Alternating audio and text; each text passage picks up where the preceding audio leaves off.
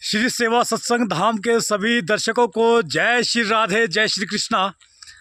आपने ये तो सुना ही होगा कि पहाड़ों में जन्नत होती है, और आज आपको हम दिखाएंगे उन्हीं पहाड़ों से जन्नत का दृश्य, और साथ में ये सुअवसर जहां पूजनीय अंतर्राष्ट्रीय कथा प्रवक्ता डॉक्टर महेश व्यास जी इस वक्त वन विहार कर रहे हैं इस हिमाचल प्रदेश के खूबसूरत चायल क्षेत्र में। और ये अवसर है श्रीमद् भागवत महापुराण कथा जो दक्षिणेश्वरी महाकाली के मंदिर काली टिब्बा चायल में आयोजित की गई है। पूजनीय शंभू भारती जी 1008 जी के द्वारा और उनके शिष्य श्री जगमोहन भारती जी। और इस वक्त हम लोग चायल काली का टिब्बा के साथ लगते हुए वन में भ्रमण कर रहे हैं अपने परिकर के साथ। पूजनीय व्यास जी महाराज पिछले वर्ष इस परिकर में मैं अकेले आया था और मैंने यहाँ पर देखा था कि ये किस तरह का यहाँ पर ये जो वन क्षेत्र है इसके अंदर आकर के मैंने देखा था, तो यहाँ पर बहुत ही आनंद आया था। आपको दिखा दूँ कि इस वक्त सभी लोग यहाँ पर इस वन विहार का आनंद लेते हुए, और यहाँ पर देखिए पुराने समय में जो आज अब धीरे धीरे मनरेगा जो विकास के लिए लाई गई है एक योजना है, जिसके आने के पश्चात शायद इस तरह के ये तालाब का निर्माण अब बंद हो गया है, क्योंकि अब इसकी जगह ले ली है सीमेंट के टैंकों ने। अब हम खाली प्राकृतिक क्षेत्रों पर भी, वन क्षेत्रों पर भी पक्के सीमेंट के वो टैंक बनाते हैं। और लेकिन ये अपने आप में एक अनूठी रहस्यमयी एक यहाँ पर और भी चीज़ आपको दिखाते हैं। ये शायद यहाँ से जो हमारे वन क्षेत्र की रक्षा करने के लिए यहाँ पर गश्त देते हैं उन जवानों के लिए बनी हुई है, ताकि वो अपनी सुरक्षा कर सके जंगली जानवरों से, और बारिश के समय भी उनके लिए ये बहुत सहयोगी रहती है। और इसी के साथ मैं आपको एक ऐसा होटल अब दिखाने जा रहा हूँ जो एक ऐसी जगह पर है जो यहाँ से दिखता है ठीक इस ढांक में पहाड़ के नीचे। वो भी आपको दिखा दूं। ये देखिए नीचे गांव, और गांव के साथ ही ये पहाड़ पर देखिए एक बहुत बड़ा रिजॉर्ट है जो बिल्कुल पहाड़ पर बना है। ये देखिए इस पहाड़ी के बिल्कुल थोड़ा नज़दीक कैमरा जूम करके आपको दिखाने का प्रयास कर रहा हूँ। ये देखिए यहाँ पर आने वाले पर्यटकों के लिए ये कितना सुंदर भव्य यहाँ पर होटल का निर्माण किया गया है। अब इस होटल में कौन नहीं ठहरना चाहेगा। यहाँ पर हम लोग जो पहाड़ों में रहते हैं हमारे लिए भी एक अनूठी जगह है। यहाँ पर अगर हम कुछ देर रुकेंगे तो ये अपने आप में एक अलग अनुभूति देगा, लेकिन बाहर से आने वाले जो पर्यटक हैं उनका तो क्या ही कहना, उनका मन तो मोहित होता ही होगा। चलिए आप हमारे साथ बने रहिए, हम कुछ और आगे चलते हैं इस वन विहार में। जो कुछ और अच्छे दृश्य, अच्छी झलकियां हम देखेंगे वो सब आपको भी दिखाएंगे इस कैमरे के माध्यम से। आप बने रहिए मेरे साथ। और वन विहार करते करते हम इस वन में थोड़ा और आगे बढ़े। ये वन जो हमारे बिल्कुल हिमाचल प्रदेश को एक अलग पहाड़ी राज्य का दर्जा देते हैं। यहाँ के लुभावने पहाड़ और पहाड़ों को आच्छादित करते हुए ये जंगल। ये देखिए सामने बिल्कुल काली टिब्बा में दक्षिणेश्वरी महाकाली का ये मंदिर यहाँ से सामने दिखता है, और हम ठीक मंदिर के सामने इस वक्त खड़े हैं। और यहाँ पर देखिए कितनी सुंदर जगह है, और यहाँ पर सभी का मन अपनी ओर आकर्षित करती हुई जगह। और ये देखिए यहाँ पर तो अब सभी आराम से बैठ ही गए हैं, और व्यास जी महाराज का तो कहना है कि यहीं पर आज टेंट लगा दिया जाए, क्योंकि टेंट हमारे साथ रहता है एक, और यहीं पर क्यों ना आज रात का आनंद यहीं पर लिया जाए। रात को यहाँ पर भजन कीर्तन करेंगे इस जंगल में आनंद से। और ये देखिए सभी लोग आराम करते हुए यहाँ पर। और मैं बता दूं कि यहाँ से आगे चलने पर और भी ऐसे बहुत अच्छे अच्छे और भी स्थान हैं। और यहाँ सामने थोड़ी सी चोटी पर जाकर के, जैसे कि पिछली बार मैं वहाँ पर भ्रमण पे गया था, तो वहाँ से सिरमौर का काफ़ी बड़ा क्षेत्र दिखता है।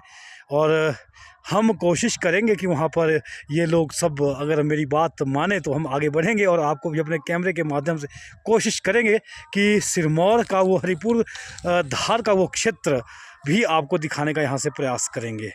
चलिए, आप मेरे साथ बने रहिए और ऐसे ही और हिमाचल प्रदेश के सुंदरता को बढ़ाने वाले दृश्यों को देखने के लिए बने रहिए श्री सेवा सत्संग धाम के साथ। जिन्होंने अभी तक हमारा YouTube चैनल सब्सक्राइब नहीं किया है, वो कृपया हमारे YouTube चैनल को सब्सक्राइब कर लें या फिर हमारे Facebook पेज को लाइक करें, शेयर करें। राधे राधे राधे राधे।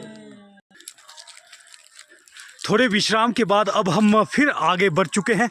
अब हम इस पहाड़ पर थोड़ा और आगे जाने की कोशिश में है और हम इस कोशिश में है कि हम बिल्कुल एक ऐसे स्थान पर जा रहे हैं जहां पर कहा जाता है कि दक्षिणेश्वरी महाकाली का एक और मूल स्थान है। यहां पर देखिए, ये कुछ ध्वजाएं लगी गई हैं। ये ध्वजाएं दर्शा रही है कि ये जो रास्ता जा रहा है, ये ठीक उसी दिशा में जा रहा है जहां पर दक्षिणेश्वरी महाकाली का एक और स्थान है। वहां पर कुछ पिंडियाँ वहाँ पर विद्यमान हैं, वही देखने हम अब जा रहे हैं। ये देखिए, सामने सांकेतिक चुनरियाँ बांधी गई है पेड़ों में और इन्हीं चुनरियों को देखते देखते हम वहाँ तक पहुँचने वाले हैं। ये देखिए, सभी लोग आगे बढ़ते हुए पूजनीय व्यास जी महाराज की अगुवाई में हमारा ये परिकर इस वक्त आगे बढ़ता हुआ जी। और बहुत अच्छी बात यह भी है कि हमारी संस्कृति हमेशा से बताती है कि हमें अपने पेड़ पौधों की सुरक्षा करनी चाहिए, तभी तो हमारे यहाँ पर हर वनस्पति की पूजा का निर्देश कहा गया है। और हमारे तो रस्मों रिवाजों में भी पेड़ों की सुरक्षा का निर्देश दिया गया है। हालांकि कुछ समय बाद इसमें ये भी एक गलत रिवाज जुड़ा होगा कि हम लोग अब रस्मों रिवाजों में, विवाह शादियों में देखते हैं कि कई बार जो स्वागत की रस्म होती है, जहां मैंने देखा है कि हमारे अपर हिमाचल में, वहां पर जब अपने भांजे की शादी में मामा लोग आते हैं तो वो पेड़ काट करके लाते हैं। वस्तु तो शायद प्राचीन काल में ये पेड़ काटने की प्रथा नहीं थी, ये पेड़ को ला करके वहाँ पर रोपित करने की प्रथा रही होगी। लेकिन धीरे धीरे इसमें परिवर्तन आया, जो हमें समझना होगा आने वाले समय के लिए।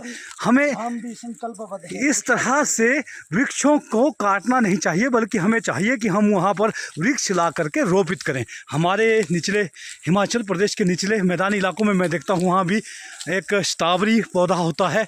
मामा लोग उसको लेकर के आते हैं, जड़ों को सहित उखाड़ करके ले आते हैं, लेकिन शादी के बाद उस पौधे का क्या होता है किसी को नहीं मालूम। लेकिन वस्तुतः शादी के बाद उस पौधे को अगर ज़मीन में रोपा जाए तो वो फिर से हरा भरा दिखेगा और वह हमें बहुत सारी औषधियाँ देता है। स्ट्रॉबेरी अपने आप में बहुत बड़ी औषधि होती है। तो हमें ये समझना होगा कि आयुर्वेदा के साथ हमें अपनी चिकित्सा पद्धति में सुधार लाना होगा और अपनी रस्मों रिवाजों में हमें ऐसे चीज़ों को अपनाना होगा जो हमारे लिए हितकारी हैं, जो हमारे पर्यावरण को जीवन देते हैं, हमारे पर्यावरण को जो जिंदा रखने का काम करते हैं। ऐसे रिवाज हमें अपनाने होंगे और उनको प्रसारित भी करना होगा। ऐसे कुछ रस्म रिवाज जो हमारे साथ गलती से जुड़ गए हैं या जिनमें अवधारणाएं पैदा हो गई है जो हमारे लिए किसी भी तरह से नुकसान पहुंचाते हैं, उन्हें छोड़ना होगा। आइए, श्री सेवा सत्संग धाम आप लोगों से ये प्रार्थना भी करता है कि आप अपने सुझाव हम तक पहुंचाएं। अपने YouTube चैनल के माध्यम से आप जुड़ करके हम तक सुझाव पहुंचाएं। लेकिन आपको ये बता दें कि श्री सेवा सत्संग धाम का भी ये संकल्प है कि हम वृक्षारोपण प्रतिवर्ष, सर्दी का मौसम हो या बरसात का मौसम हो, प्रतिवर्ष करते रहेंगे। आप लोग भी हमारे साथ जुड़ करके इस कार्य में भागीदार बन सकते हैं। और अब देखिए, अब इस वक्त हम पहुंच चुके हैं इस पहाड़ी की चोटी पर, और चोटी पर आकर के देखिए ये कितना सीधा यहाँ पर मैदान दिख रहा है। अब मैदान, लंबा फैला हुआ मैदान दिख रहा है पहाड़ की चोटी पर, जो अपने आप में सभी को अपनी ओर आकर्षित करते हुए है। और तभी तो कहते हैं कि जिला सोलन का ये चायल क्षेत्र ऐसा है। एक तो जिला सोलन मैदान नालागढ़ बद्दी से शुरू होता है और दूसरा क्षेत्र चायल की चोटी पे जाकर के, जहां विश्व का सबसे ऊंचा क्रिकेट स्टेडियम भी है। और अब यहां पर देखिए, इस पहाड़ी पर आकर के ये काली माता का यहां पर पिंडी स्वरूप, ये मूल स्थान है दक्षिणेश्वरी महाकाली का। ये देखिए यहाँ पर छोटा सा यहाँ पर मंदिर है। ऐसे ही स्थान हमारे पहाड़ों में अनेकों जगह देखने को मिलते हैं। ये देखिए, ठीक दक्षिणेश्वरी महाकाली के मंदिर के सामने और ऊंचाई में भी लगभग बराबर, यहाँ से देखने पर दक्षिणेश्वर महाकाली का वो मंदिर जहाँ से हम आए हैं वो नीचे प्रतीत दिखाई देता है और उस मंदिर से ये स्थान नीचा प्रतीत होता है। लेकिन वास्तव में वही स्थान एक दूसरी जगह से देखने पर नीचे प्रतीत होते हैं, जो वास्तव में बराबर ऊंचाई पर होते हैं। पहाड़ों में अक्सर ऐसा ही दिखता है। और यही स्थान दिखाने के लिए मैं आज पूजनीय व्यास जी महाराज को उनके परिकर सहित यहाँ तक लाया था। और यहीं से हम आपको अब सिरमौर का वो क्षेत्र भी दिखाएंगे जो मेरे कैमरे में अब आप देखने जा रहे हैं। ये यहाँ सामने जितना भी क्षेत्र है ये जिला सिरमौर का है और लगभग 70% से अधिक हिस्सा सिरमौर का यहाँ से आप देख सकते हैं। ये देखिए, ये जितनी भी पहाड़ियाँ अब आपको दिखाई दे रही है, गिरी नदी के पार का ये क्षेत्र, ये सारा का सारा सिरमौर है। और ये सामने जो